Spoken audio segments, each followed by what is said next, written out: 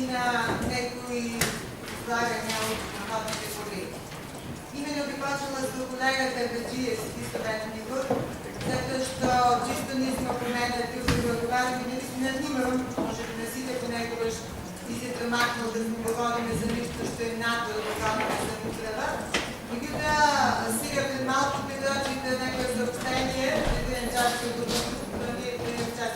договорено. Сега имало хайка при хора и университетски съвет. Защото е следва за локалната самоучени с нами и средните училища, ама никаква разградима.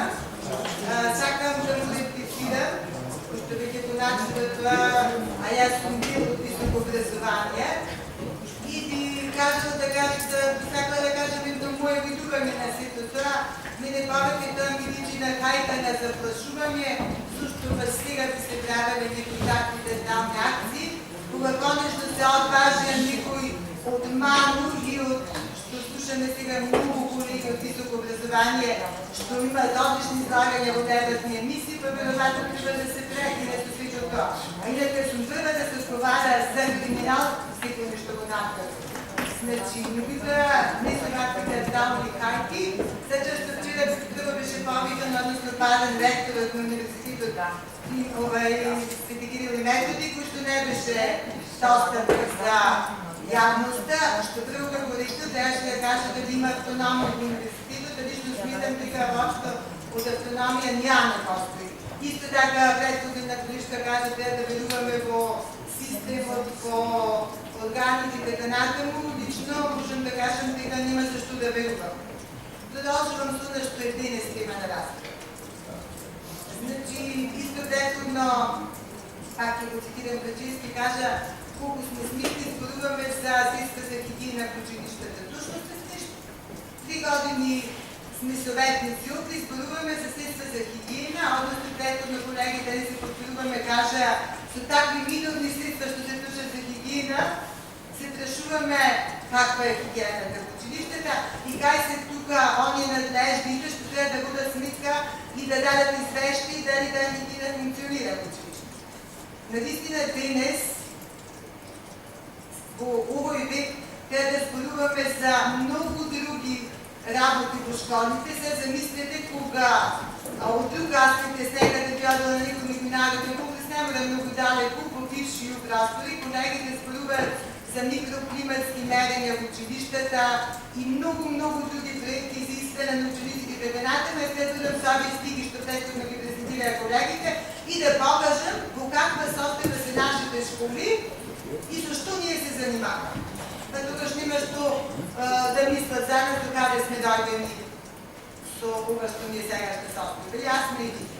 И се чудам наистина, говорихме той на комисията, много от менеджерите в училищата се веќе по 3 мандат.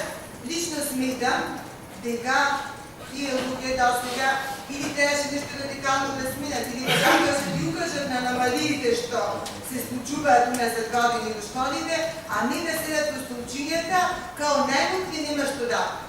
Това наистина мене лично ми изненадува. Секој менеджер трябва да има отговорност. Трябва да прилага някоя завършна смисъл да стои за това. Значи, ние да трябва ремените, т.е. не съм ви дали ръководител, що поима нима и нема отговор, а рано така осъжават се на някоя обвинителна група по заводници. Не си да го се нападиме за нещо да видим менеджерите. Каква отговорност имаме, особено кога една завършна сметка е даваме по явността, защото ще го изтрисим, дека той сега ќе го види. Значи, тук няма никакво оправдуване на никого. И то поготово, що третите мандати сте скорували за това, се подсумневане дали се законски или незаконски, що е друга тема за дилема. Значи, много жалостна състојба, она що се случва в училищата и трагично да кажем.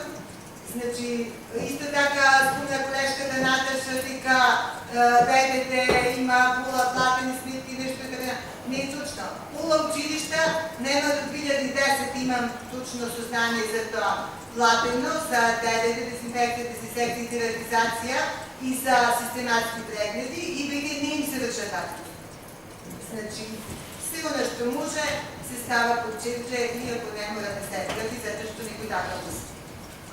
Понатаму нищо не видохме от тия завършни сметки, що защо нещо се инвестира. Кажа един от колегите, така 600 дена нещо си инвестирала в наградите или нещо. Наистина, закупуваме компютър за всеко дете и ще Уважалост и насилие трябва да се свистат, що свидат тук един се пренесе на останатите, дека трябва да се стави край нова исламска се случва в България. Благодаря. Благодаря.